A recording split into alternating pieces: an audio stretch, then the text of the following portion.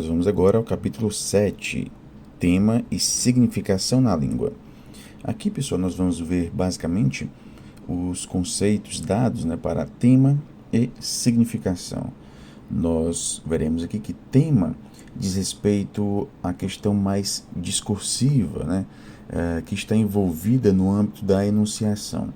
Então, quando a gente fala em tema, qual o tema da enunciação, a gente está fazendo referência a todo o conjunto de elementos que contribuem para a produção do sentido, que é um sentido único. Então, quando uma enunciação é produzida, ela vai ter um sentido. Este sentido, que é único, ele é composto pela situação socio-histórica envolvida, o momento de produção, em outras palavras, trata-se de algo situado. Então, um tema, ele jamais vai ser repetido. Ou seja, o significado que é unitário, de uma enunciação jamais vai se repetir no tempo. Por quê? Porque a situação histórica ela não se repete. Então, uma enunciação feita agora, neste exato momento, vai ter um tema. Se essa mesma estrutura linguística for produzida amanhã, então amanhã o tema dessa enunciação vai ser diferente. Por quê? Porque a situação socio-histórica é diferente. Pois bem, o problema da significação é um dos mais difíceis da linguística. Um sentido definido e único, uma significação unitária, é uma propriedade que pertence a cada enunciação como um todo. Então, cada enunciação produzida, ela vai ter uma significação unitária. Essa significação unitária, ou seja, essa enunciação completa, vai ter um nome, que é justamente o tema. Então, o tema da enunciação, assim como a própria enunciação, é individual, é não reiterável. O que seria isso, não reiterável? Ela não se repete. Por quê? Porque é impossível se repetir os mesmos elementos que fazem parte do universo discursivo dessa enunciação. É impossível se repetir, por exemplo, a mesma intenção do locutor, é impossível de se repetir a mesma reação do ouvinte, não dá para a gente repetir a mesma situação histórica na qual aquela enunciação foi produzida. Em outras palavras, pessoal, o tema ele é único, ele não vai se repetir. Ele é determinado não só pelas formas linguísticas, até porque se ele fosse determinado apenas pelas formas linguísticas, uma enunciação produzida agora, ela teria os mesmos resultados se for produzida, por exemplo, amanhã, ou tivesse sido produzida ontem. Então, como nós temos elementos não verbais que participam desta enunciação, estes elementos não verbais, o seu conjunto, trazem uma situação que é única. Se eu fosse trazer um exemplo bem simples, quando você realiza a leitura de um texto, não entendeu esse texto, você vai ler de novo. Então, essa outra leitura, o diálogo que vai se dar nessa segunda leitura, já não é mais o mesmo diálogo que aconteceu na primeira. O que aconteceu na primeira leitura já passou, não vai se repetir nunca mais. Por mais que as formas linguísticas, e aqui considerando as palavras, as questões morfológicas, sintáticas, por mais que as formas linguísticas sejam as mesmas, porque você vai ler o mesmo texto, não é verdade? Os elementos não verbais que pertencem à situação, vão ser diferentes. Então, pessoal, o tema se refere ao sentido completo de uma enunciação. E esse sentido completo de uma enunciação, ele se dá por meio também de elementos linguísticos, de formas linguísticas, mas além dessas formas linguísticas, nós temos também elementos não verbais. E é justamente pela impossibilidade de tudo isso se repetir, é que nós dizemos que o tema ele é único, ele é individual, não reiterável, e é também uma expressão de uma situação histórica. E é justamente por considerar esta situação histórica, por considerar esses elementos não verbais, né, elementos que fogem dessa mera abstração do sistema linguístico, né, é que nós podemos dizer também que o tema da enunciação ele é concreto. É importante nós fazermos aqui a diferenciação do tema, né, da significação. A significação diz respeito aos elementos que são reiteráveis e idênticos, né? Então, essa significação ela diz respeito mais aos elementos linguísticos, né? Os elementos verbais. Por quê? Porque a gente pode dizer, eu fiz uma pergunta agora e amanhã eu farei essa mesma pergunta, né? O tema vai ser diferente, né? Os resultados dessa pergunta que vai ser feita amanhã, né? Os resultados serão diferentes, uma vez que a situação, né? a de enunciação me traz elementos não verbais que vão ser diferentes amanhã. No entanto, há algo dessa pergunta, por exemplo, né? Há algo que se mantém, né? Que é justamente a sua significação. Aquilo que se mantém diz respeito aqui, por exemplo, né, aos elementos linguísticos, como as formas verbais, né? E para compreender essas formas verbais, nós entramos aqui no universo das convenções, né? A palavra ela é compreendida por outro, né, por meio também de convenções sociais. Então, não é pelo fato de a situação de enunciação ser diferente, né, que a sua significação ela vai ser diferente. Então, a significação, diferentemente do tema, diz respeito aos elementos da enunciação que são reiteráveis e idênticos. Naturalmente, esses elementos são abstratos, são fundados sobre uma convenção. Eles não têm existência concreta, independente, né? O que não os impede de formar uma parte inalienável, indispensável da enunciação. Pois bem, quando se propõe a analisar uma determinada enunciação, né, um determinado elemento linguístico, por exemplo, você, vamos analisar o texto de fulano de tal. Ok. Né? O que vai ser analisado nesse texto não é o seu tema, mas sim a sua significação. Por que não se pode analisar o tema em sua essência? Porque a gente não tem como construir, né, exatamente todos os elementos não linguísticos que fizeram parte dessa enunciação. Logo, não tem como a gente chegar ao tema exato, né, desta enunciação. Nós conseguimos chegar à sua significação. Por isso que é dito que o tema da enunciação é, na essência, irredutível à análise. A significação da enunciação, ao contrário, pode ser analisada em um conjunto de significações ligadas aos elementos linguísticos que a compõem. Bakhtin e Voloshinov trazem até aqui um exemplo, né?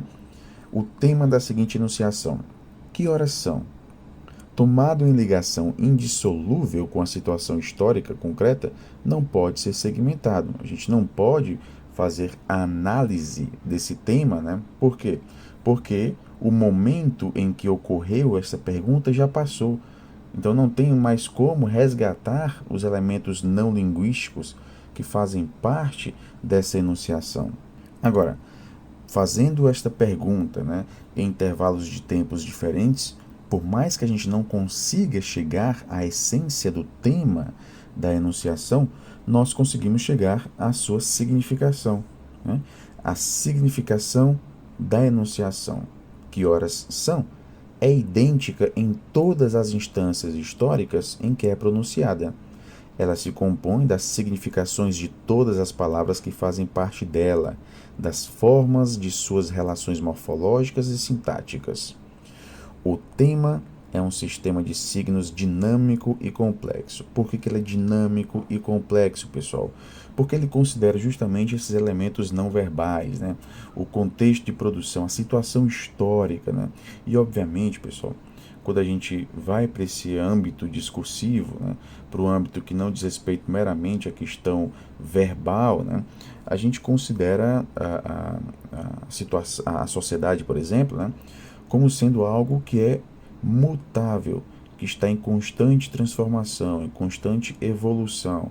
Não evolução no sentido de ir em direção a algo melhor, né? Mas sim no sentido de mudança, né? Então, considerando a própria impossibilidade, né, dessa sincronia, de analisar a linguagem em uma perspectiva sincrônica, né? Por quê? Porque não tem como a gente parar tudo, né? E analisar a linguagem de um modo estático, né, como algo fixo no tempo. Não, ela está em constante transformação. Não, essa sincronia seria uma mera abstração, né? Então, justamente pelo fato de a gente estar em constante transformação, em constante mudança, né, é que o tema, consequentemente, né, ele vai ser dinâmico, né, ele vai ser complexo, ele vai sempre se adequar às condições de um dado momento da evolução. Já a significação é um aparato técnico para a realização do tema. Então, é como se esse tema ele se materializasse, né? Ele se materializasse nessa significação. E é óbvio, né, pessoal? Para a gente ter acesso ao tema, né, nós precisamos que haja essa significação. Né? Como é que a gente vai chegar ao tema se não há significação? Essa significação é como se fosse uma espécie de forma, né, que levasse o tema até nós. Se não há significação, não há tema. Não tem como a gente chegar ao tema. Agora, se não há tema, também não vai ter significação. O tema ele deve se apoiar sobre uma certa estabilidade da significação. Caso contrário, ele perderia o seu elo com o que precede e o que segue. Ou seja, ele perderia em suma o seu sentido. Para a gente chegar, né, ao sentido do tema, né, para a gente ter esse sentido unitário que diz respeito justamente ao tema, a gente precisa dessa significação. Agora, também não haveria significação se a gente não consegue relacionar esta significação a um tema. Eles citam, inclusive, aqui o exemplo da aprendizagem de uma língua estrangeira. Né? A gente se depara com elementos linguísticos, né? E a gente busca a todo momento relacionar este elemento linguístico, que seria a significação, né? Relacionar a um tema, né? A um contexto de produção para aqueles elementos. Se a gente não consegue relacionar a um tema, logo ele perde o seu sentido, né? Como se fosse uma disposição de letras sem fazer nenhum sentido, né? Então, aquilo começa a fazer algum sentido a partir do momento que a gente consegue estabelecer uma relação com o tema. Ou seja, a partir do momento que aquilo começa a ter um sentido unitário. Há palavras que podem fazer referência, né, a temas variados. Os estudos das línguas dos povos primitivos e a paleontologia contemporânea das significações levam-nos a uma conclusão acerca da chamada complexidade do pensamento primitivo. O homem pré-histórico usava uma mesma e única palavra para designar manifestações muito diversas, que, do nosso ponto de vista, não apresentam nenhum elo entre si. Ou seja, pessoal, uma mesma palavra, né, um mesmo elemento linguístico era utilizado para fazer referência, né, a situações diferentes. Então, as situações diferentes era utilizada a mesma palavra. É como se existisse aqui uma palavra onissignificante, ou seja, uma palavra que tivesse diversos significados. Então, se uma palavra tem diversos significados, se uma palavra ela é utilizada para expressar um contexto amplo de possibilidades, né, ela seria de fato uma palavra se esse complexo sonoro, né, comportasse uma única significação inerte e imutável. Este complexo não seria uma palavra. Então, para ser visto como uma palavra, nós teríamos de ter aqui uma possibilidade de significados diferentes, né? Então, aquilo que define uma palavra como sendo uma palavra, né, seria justamente a possibilidade de esta palavra fazer referência a significados diferentes.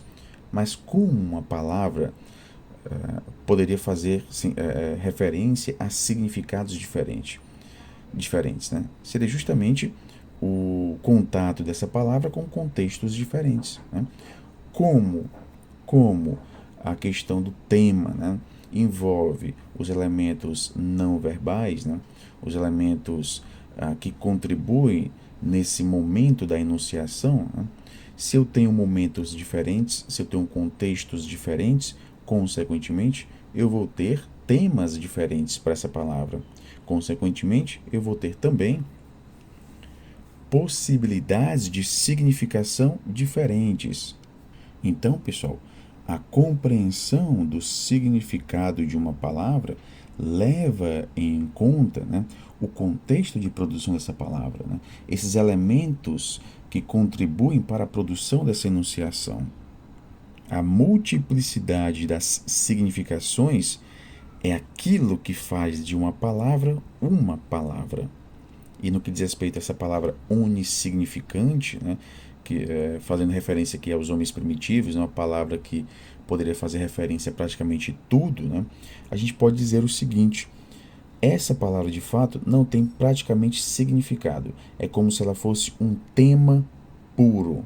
A significação dela é inseparável da situação concreta em que se realiza. Então, como ela é uma palavra unissignificante, né, ela pode fazer referência aqui a uma multiplicidade de significados. O que vai definir o significado dela? É justamente esses elementos que participam da produção do tema. Então, ela seria um tema puro. A sua significação é inseparável da situação concreta em que se realiza. A sua significação é diferente a cada vez de acordo com a situação. Então, o tema absorve a própria significação, não deixando a possibilidade de estabilizar-se, de consolidar-se. Ou seja, para essa palavra, pessoal, ter uma significação, é necessário que ela seja contextualizada, para saber justamente que significação é essa. Se a gente voltar aqui ao exemplo das horas, né? Que horas são? Né?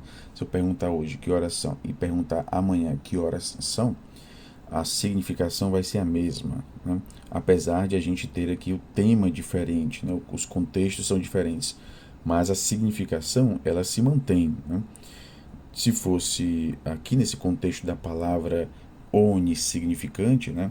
Eu só poderia compreender o que horas são de amanhã se eu soubesse, né? Se eu compreendesse, se eu conhecesse todo o contexto de produção dessa expressão. Então, a palavra onissignificante, ela perderia esse caráter de significação, né? Ou seja, é como se a significação estivesse sido aqui suplantada, né, pelo próprio tema. Agora, à medida que a linguagem foi se desenvolvendo, a gente foi tendo novos estoques de complexos sonoros, né? Então, uma mesma palavra, por exemplo, que era utilizada para diversas situações, né? A gente vai ter agora palavras específicas para situações específicas, né? Consequentemente, a gente vai tendo aqui a estabilização, né, das significações dessas palavras. É como se elas não dependessem tanto assim, né, do contexto de produção para se chegar à sua significação. Pois bem, o tema, como foi dito aqui, é um atributo apenas da enunciação completa. Então, se você quer compreender a enunciação de forma completa, deve-se chegar ao tema. No entanto, a análise da essência desse tema é vista aqui como uma impossibilidade. Por quê? Porque não é possível se chegar a toda a complexidade da produção dessa enunciação, uma vez que a situação já passou, né? A enunciação já ocorreu, não tem como eu voltar aqui ao contexto de produção, a ter acesso exatamente a tudo aquilo que fazia parte daquela enunciação, não tem como, né? A saber exatamente o que a pessoa estava pensando, né? O que a reação do ouvinte, não tem como a gente voltar atrás, né? Então, em sua essência, a gente não tem como realizar uma análise do tema. As análises que são feitas dizem respeito justamente à significação, aos elementos que são estáveis. A maneira mais correta de se formular a inter-relação do tema e da significação é a seguinte: o tema constitui o estágio superior real da capacidade linguística de significar. Apenas o tema significa de maneira determinada. A significação é o estágio inferior da capacidade de significar. A significação não quer dizer nada em si mesma. Ela é apenas um potencial, uma possibilidade de significar no interior de um tema concreto. A investigação da significação de um ou outro elemento linguístico pode, segundo a definição que foi dada aqui, orientar-se para duas direções. Para o estágio superior, ou seja, para o tema, nesse caso a gente teria aqui a significação contextual de uma dada palavra nas condições de uma enunciação que é concreta, né? Por isso que é dito que o tema ele é um elemento concreto, né?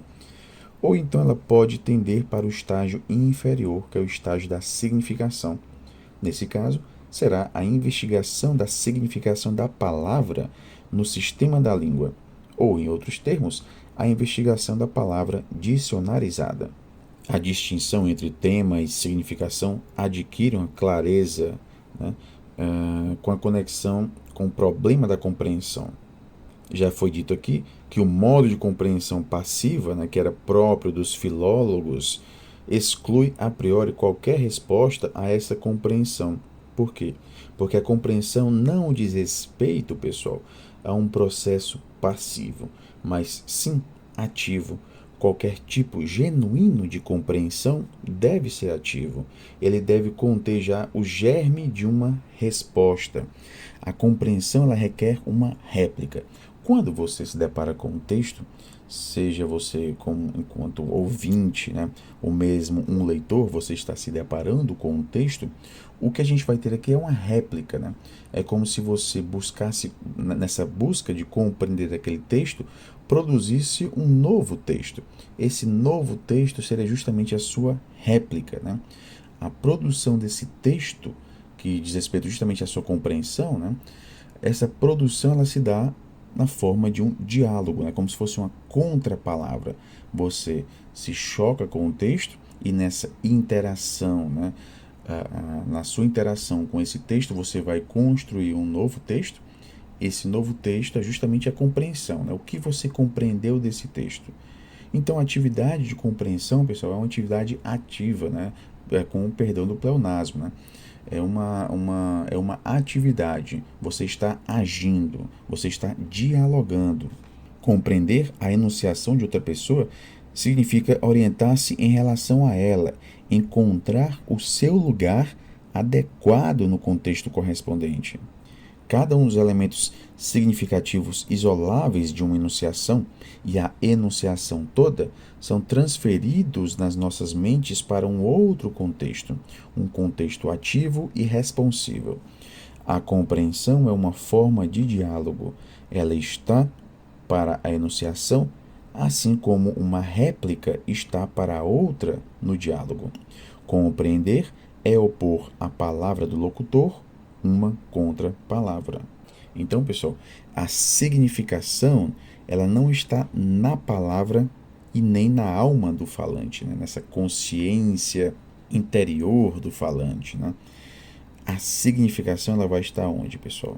Ela vai estar justamente na interação do locutor e do receptor. Então, essa significação é algo corrente, né? Ela está sempre nesse se produzindo. Ela é o resultado da interação. Ela existe na corrente da comunicação verbal. E nessa inter-relação, a gente vai ter aqui uma relação, né, uma inter-relação entre a apreciação e a significação.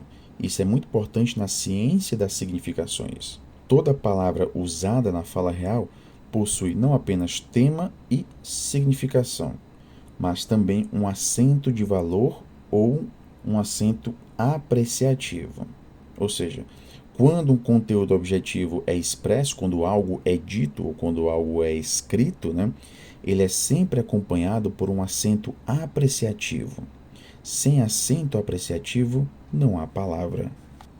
Eles trazem, inclusive, aqui até um trecho de uma obra de Dostoiévski, né, no qual há aqui um diálogo, né, entre alguns homens, e eles se utilizam de uma palavra, que seria um palavrão aqui no russo, né? Então vejam, essa palavra, né, esse palavrão, né, ele teria a mesma estrutura linguística, no caso aqui específico, né, um substantivo, né? No entanto, a entoação expressiva, né, esse caráter aqui é apreciativo, né, a entoação expressiva utilizada na pronúncia dessa palavra, né, pelas pessoas que estão se comunicando aqui, essa entoação expressiva, ela gera também um significado, né? Ela contribui para a produção de significado. Então, apesar de a gente ter aqui o mesmo elemento linguístico, né, a gente vai ter falas diferentes, né? Então, são 6 utilizações aqui do mesmo substantivo, mas como nós temos entoações expressivas diferentes para cada fala referente ao mesmo substantivo, a gente vai ter 6 falas diferentes. Por quê? Porque este elemento que serve de forma, né, ele vai ser o mesmo em todas as ocasiões. Agora, as entoações que exprimem as apreciações dos interlocutores são diferentes. Essas apreciações são inteiramente determinadas pela situação social imediata, em cujo quadro se desenvolve a conversa. É por isso que elas não têm necessidade de um suporte concreto. Quase todas as pessoas têm as suas interjeições e locuções favoritas. Pode-se utilizar correntemente uma palavra de carga semântica muito grande para resolver de forma puramente intuativa situações ou crises da vida cotidiana, sejam elas menores ou graves. Pode-se, é claro, pronunciar a mesma palavrinha favorita com uma infinidade de entoações diferentes. O tema, que é uma propriedade de cada enunciação, realiza-se completa e exclusivamente através da entoação expressiva. Toda enunciação compreende, antes de mais nada, uma orientação apreciativa. Tá ok, pessoal? E nós finalizamos aqui a segunda parte do livro. A próxima parte, a terceira parte, nos traz para uma história das formas da enunciação nas construções sintáticas. Tentativa de aplicação do método sociológico aos problemas sintéticos. Então é isso, pessoal. Bons estudos a todos e até a próxima.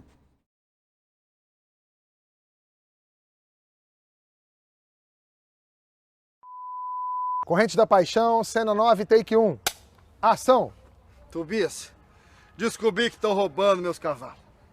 Hoje de manhã eu cheguei no estábulo, fiquei assim, ó. Corta! O que foi? Vamos fazer diferente? Vamos. Vamos falar que... Só pra ter opção, né? Tá? Vamos falar que você vai pegar o safado que roubou os cavalos. Vamos Tudo pra aquela bem. parte. Tá, vamos lá. Tá? Bem agressivo mesmo, vamos seguir o... Agressivo. Isso, vamos lá? Ação! Mas pode ter certeza. Aconteça o que acontecer, eu vou descobrir quem é esse vagabundo! Corta! Corrente da Paixão, cena 23, take 1. Ação! Para, por favor, Dom Leôncio! Para! Ele é inocente! Inocente o quê, Isaura? Você vai se arrepender de ter fugido. Nego maldito! Fujão! Safado! Cachorro! Corta! Ficou bom. Ficou bom? Ficou, Valeu? Machucou você não, né? Machucou. Mas a gente tá com um pouquinho de pressa aqui, a gente Tá. tá terminando o horário da equipe. Tá bom. Vamos pra última cena logo? Vamos, terminou aqui? Terminou. Produção, ainda tem cupcake? Corrente da Paixão, cena 30, take 1. Ação! Ah, negro safado. Isso é pra você aprender a nunca mais fugir. E agora, você vai conhecer o poder do meu chicote. Corta! Oi. A gente teve um probleminha aqui Ah, de áudio. aonde? Nessa última palavrinha no... Na última? No chicote. No chicote? Vamos fazer de novo? Vamos, Vamos claro. repetir para dar opção também, Tá. né, pro pessoal? Com certeza. Tá bom? Tá. Vamos lá? Uhum. Corrente da Paixão, cena 30, take 2. Ação.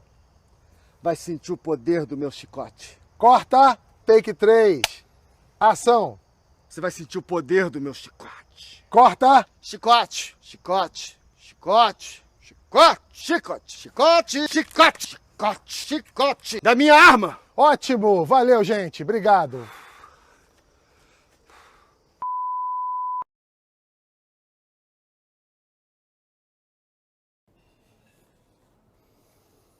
Essa fazenda já foi a maior produtora do Império. Agora tá o ó.